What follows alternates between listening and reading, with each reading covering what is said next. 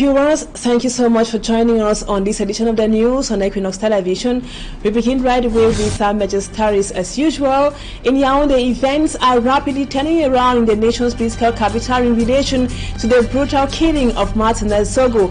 Over 30 prime suspects have been transferred today to the military tribunal, Manu Military, where they will be judged and sentenced accordingly if found guilty.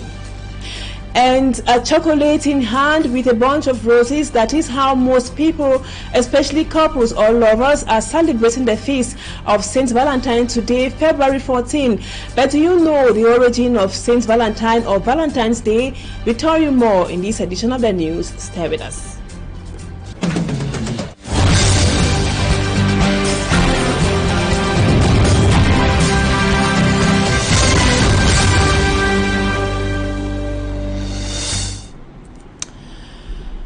Welcome back, viewers. Thank you so much for being with us. We begin right away with this news coming to us from Yaoundé. Prime suspects of the murder of journalist Martinez Zogo have today been transferred to the military tribunal not far away from Lycée de Clerc in the nation's political capital, Yaoundé. They are Amougou Beringa Jean-Pierre, retired Colonel Etundi Sowe, Maxime Ekoeko, Justin Damwe, Bruno Bijang, and about 30 others transported, like we said, Manu Military to the military court today in Yaoundé. And our reporter Guy Zogo, you see on the screens, who has been following the events from the state secretariat, said has moved with the change of the tides now to the military tribunal. Guy Zogo told us a while ago, or says, the suspects were transported on board 3 vehicles, closely followed by gendarmerie pickups. Investigations ended yesterday somehow, and the prime suspects, over 30 of them, now are at the military tribunal. If found guilty, we told you would be sentenced accordingly. And a reporter again, Guy Zogo, told us that today they spotted the lawyer of Amougou Beringa, barrister Charles Shunga, around the military tribunal. Journalist Martinez Zogo, just to remind you, of Amplitude FM, was kidnapped and brutally killed. His mutilated corpse or body was dumped in a vast land somewhere around Ebogo in the outskirts of Yaoundé, and President Paul Biya had orders for investigations to be carried out and the authors be brought to book.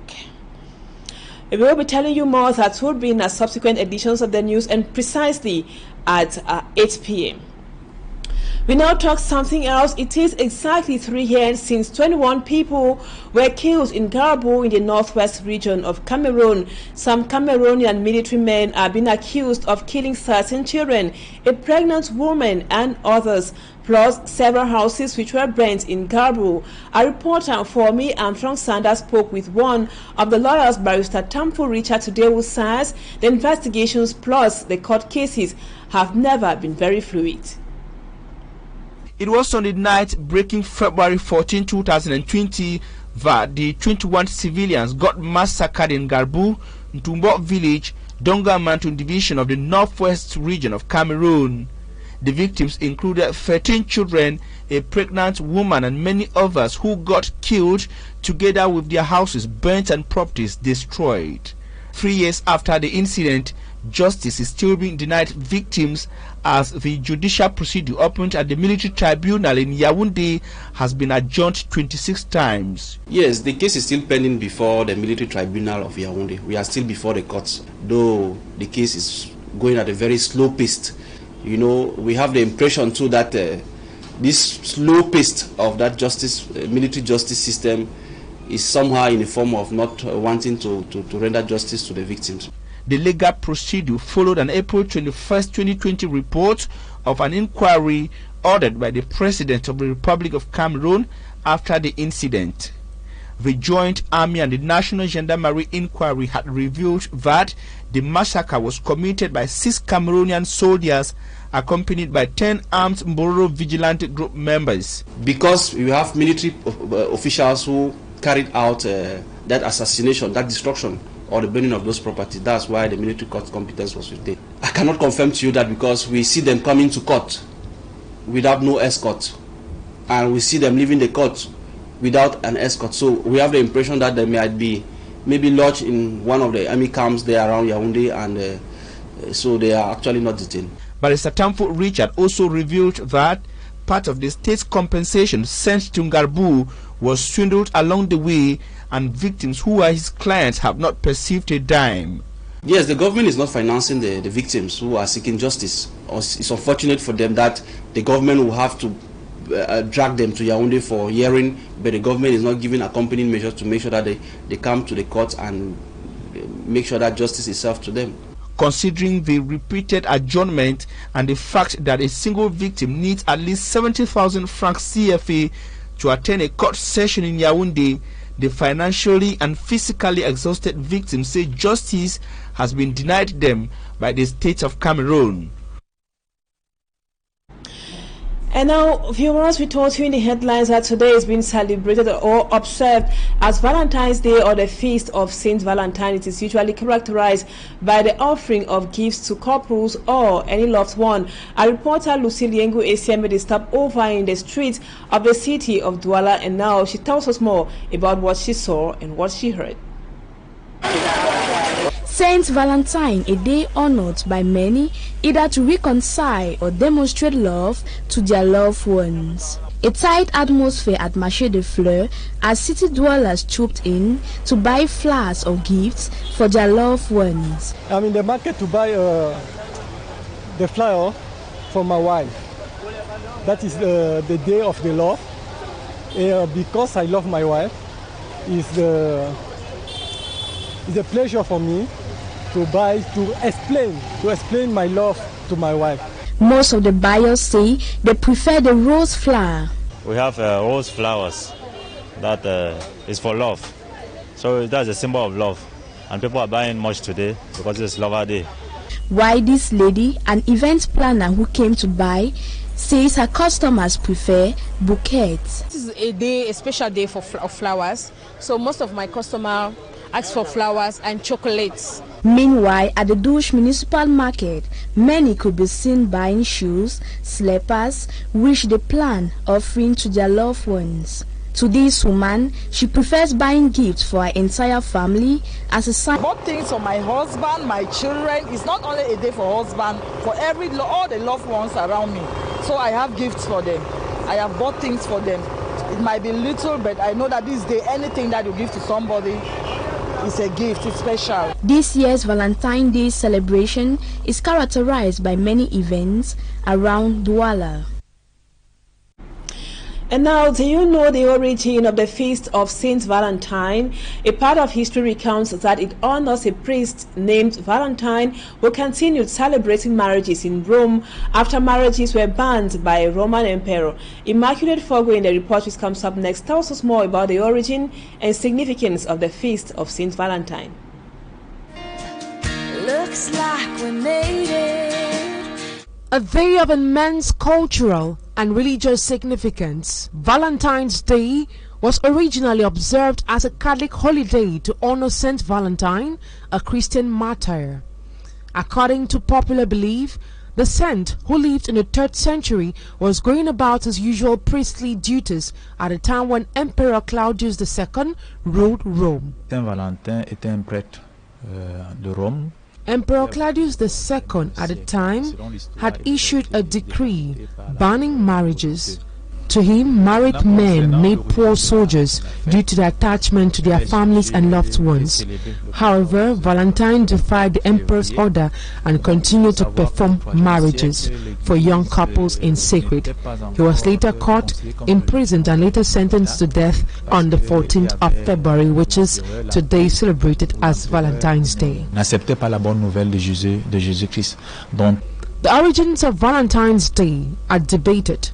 While others believe it is chosen to commemorate the death of Saint Valentine, others argue it was a day when birds used to converge at a particular spot. Les oiseaux pour leur perpétuer leur espèce. In the Middle Ages, Valentine was believed to be a day marked as a mating season for birds. So, looking at this, humans decided to copy it, causing lovers to meet on this day. Love needs to be sincere. We need love in our nation. There is so much bloodshed. Il faudrait replacer l'amour dans son compte. Nevertheless, Valentine's Day has been embraced as a day for love. Love is a universal emotion that binds us up. Looks like we made it. Happy Feast of St. Valentine to all our lovely viewers out there. And now we continue talking about the commemorative activities to observe the National Youth Day in other parts of the national territory in the Mongo division of the Littoral. The youth in Lome, to commemorate the National Youth Day, they decided to know their zero status by voluntarily carrying out their HIV tests. They as well came out massively to take part in the traditional march past marking the 11th of February. Mala Glory has the details. Despite the deplorable state of roads in the North Makombe, a locality in Nkam division, students braved all difficulties to mark their presence at the 57th edition of the National Youth Day celebration.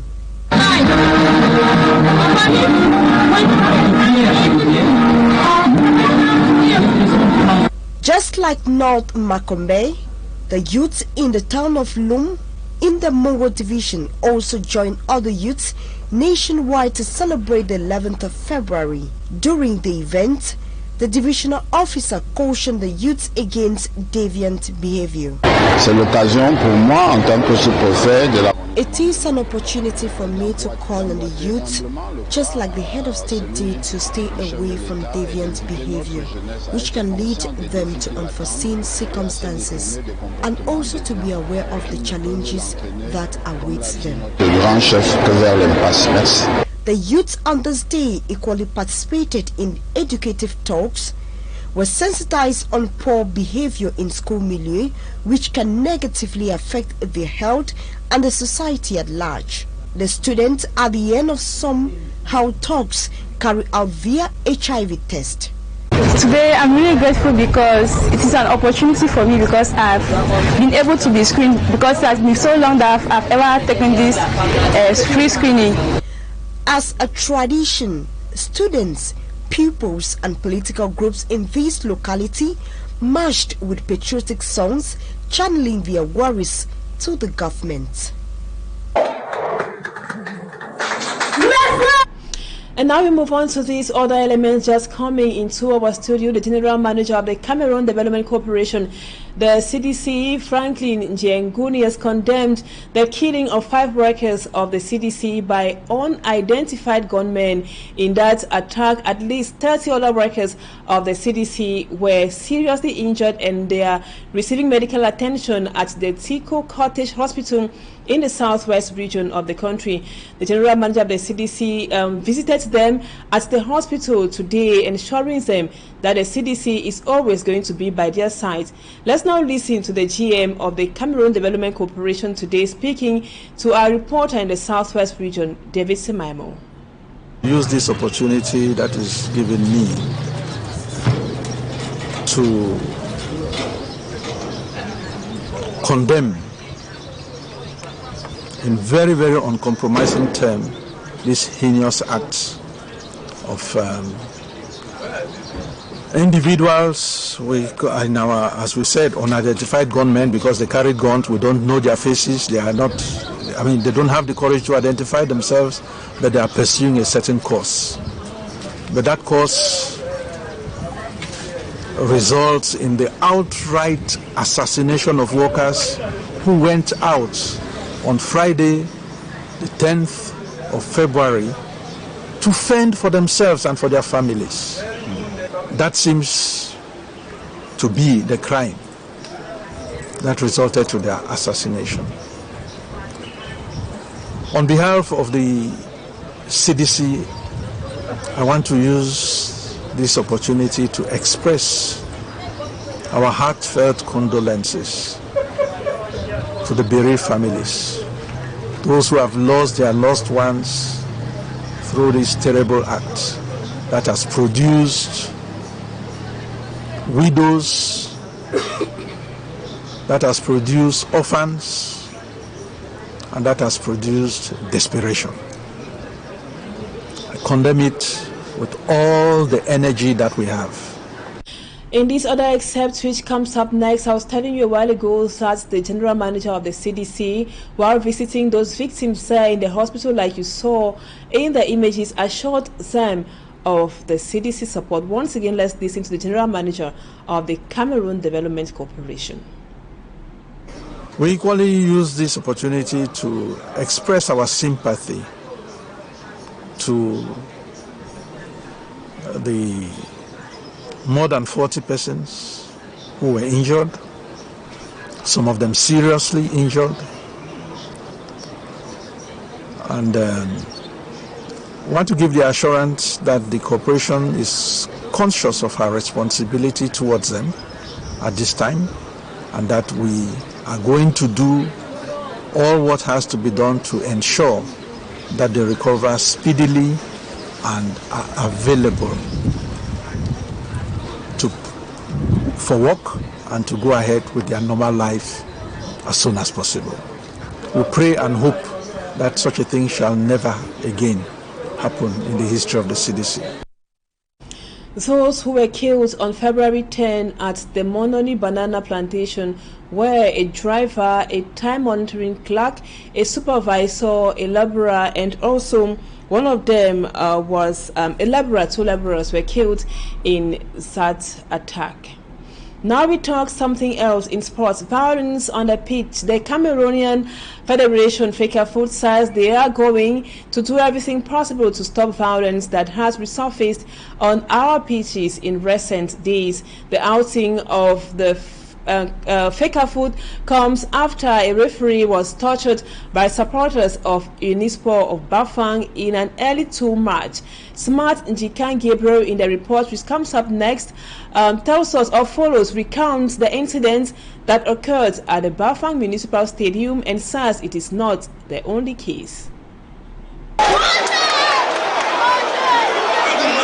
The most current case of violence on our pitch occurred at the Bafang Municipal Stadium over the weekend when supporters of host team Unispo of Bafang invaded the pitch after they felt cheated by a referee's decision.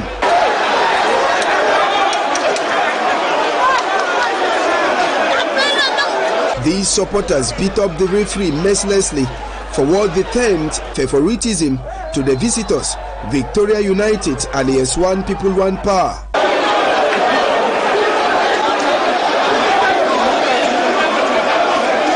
The act of the supporters forced the commission in charge of managing the Elite 1 and Elite 2 Championship to temporarily suspend the Bafang Municipal Stadium as investigations are on course. If the Bafang case saw fans violently hitting the referees, another stadium wahala had occurred when Victoria United hosted Tonne Kalara Club in Limbe. Because the president of Victoria United, Kwan Valentine, felt cheated, he got into the pitch and seized the ball, which forced the match to be brought to an abrupt end, while Tonne Kalara Club of Yaoundé was leading Victoria United 1-0. The action of Kwan Valentine was followed by a sanction of 5-match ban, and the president of Victoria United was punished to pay 500,000 francs CFA for interrupting the game. The recent resurgence of a crisis on our pitch, many say, is painting a negative image of the country's football to the diaspora. Physical violence on our pitches should be highly discouraged. And viewers, that does it for the first part of the news. Thank you so much for always being there. But don't go away, Talking Points comes up in just a minute. Stay with us.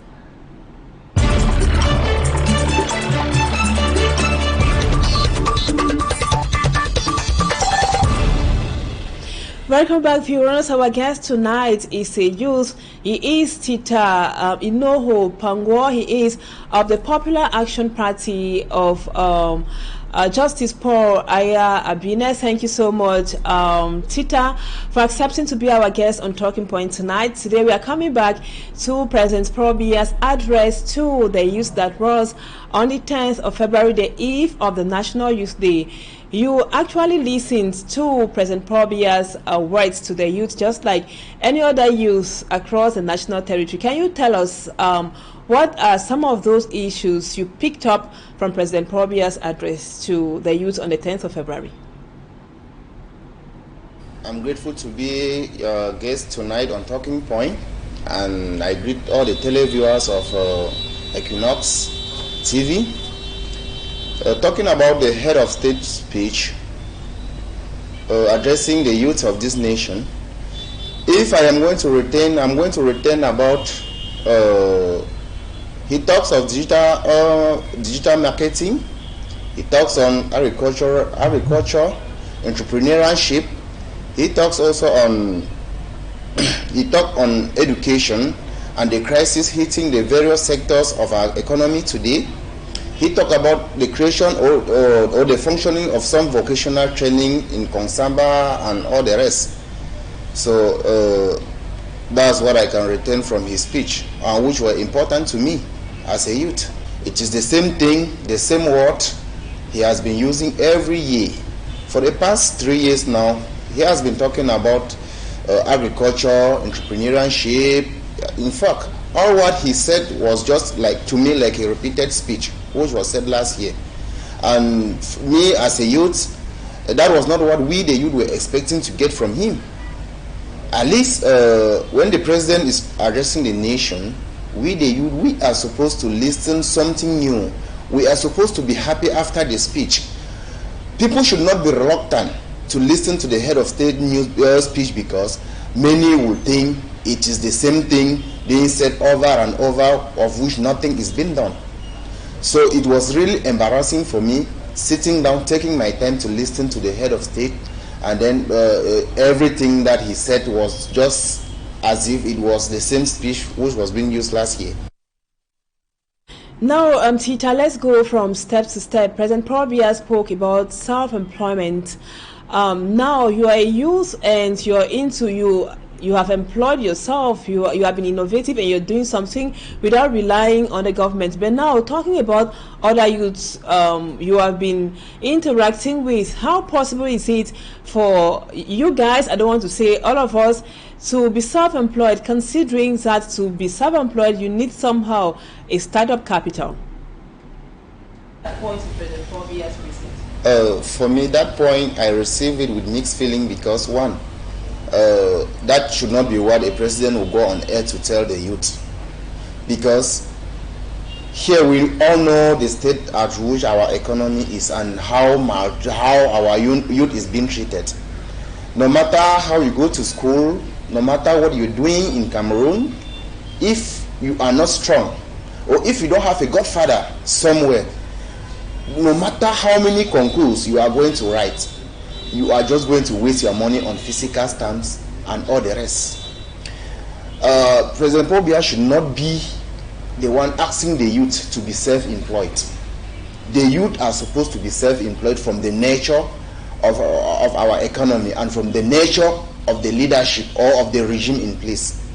It is really embarrassing that a president will come and will come this year talk about youth entrepreneurship. The following year he will still say about this, he will talk about the same thing, and nothing is being done. It is really, really embarrassing to me. He talked about youth entrepreneurship. Where is the capital? Which bank is financing youth project? How are the youth going to cope with all those things? It is not to say it, Madam Abila. It's not to say it. It is to react. And the youth, some of the youth, I for one, I am self-employed, and I don't even consider myself like to be waiting for the government or to be doing some certain things. I am self-employed because I work for it. So Paul Biya should not be the one to come and tell me to be self or to be an entrepreneur. So the youth need to be working, not waiting for someone to come and wake them up. He said it in 2010 that the youths are supposed, they should do farming. Everybody should go to the farm. So they should not be waiting for him in 2023 to come and ask them again to go back there. Now, another aspect President Paul Biya highlighted was clandestine traveling.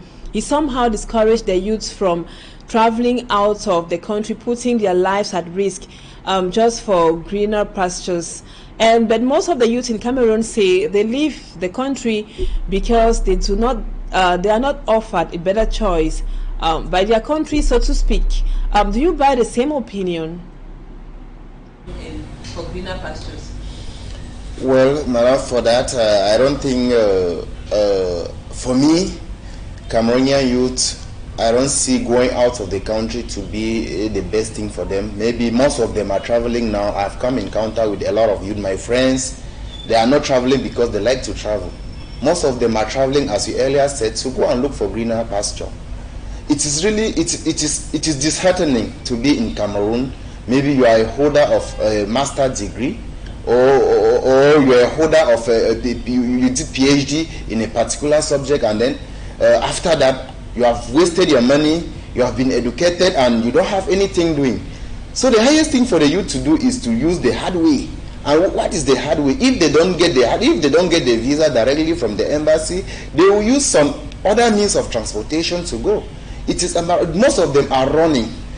Most of them are running from this country. Even if you see the political atmosphere of Cameroon today, the youth they are discouraged. Most of the youth don't even want to engage themselves into politics because they believe that if you engage yourself in politics and if you are not for the regime, you will find yourself in one of the prison. The prison, either you find yourself in New Bell or you find yourself in Kondengi. So there is no freedom for the youth to join politics or to change this country. They have ideas, but they cannot do it, so they prefer to go to another country to do it. Most of our youth today, those with innovation, they have traveled out of the country and they are helping to boost the economy of other countries. What is Guinea Equatorial that nearly all the youths are running to go there? In 2016, 2015, 2016, Nigeria in fact, the youth of Cameroon were entering, they were going in and out of Nigeria as if, in fact, it is embarrassing. What are the youth going to sit here and do? All the offices has been occupied by our youth, by our 90 years, 80 years, 85 years or 75 years youth. But the real youths are there suffering. So they needed to leave the country by all means. Mr. Tita, another vice President Probia mentioned was deviant attitude in schools. We have been hearing recently of group sex in schools, consumption of alcohol, and also hard drugs in the school milieu. As a youth, you've been talking, you're the Mungu president of the Popular Action Party, so you have been talking with young people in your community.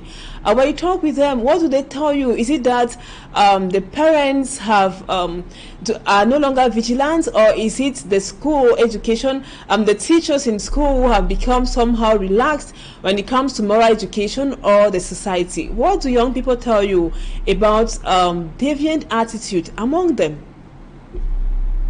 For me, the society has become so porous and corrupt, as you earlier said.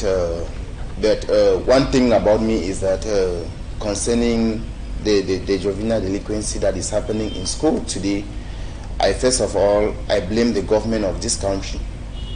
It has been said, don't spare the rod and spoil the child. Recently, the Minister of Secondary Education, Professor Nalova Lyonga, she removed a communique saying that corporal punishment should be avoided. How will you discipline a child having an Android phone?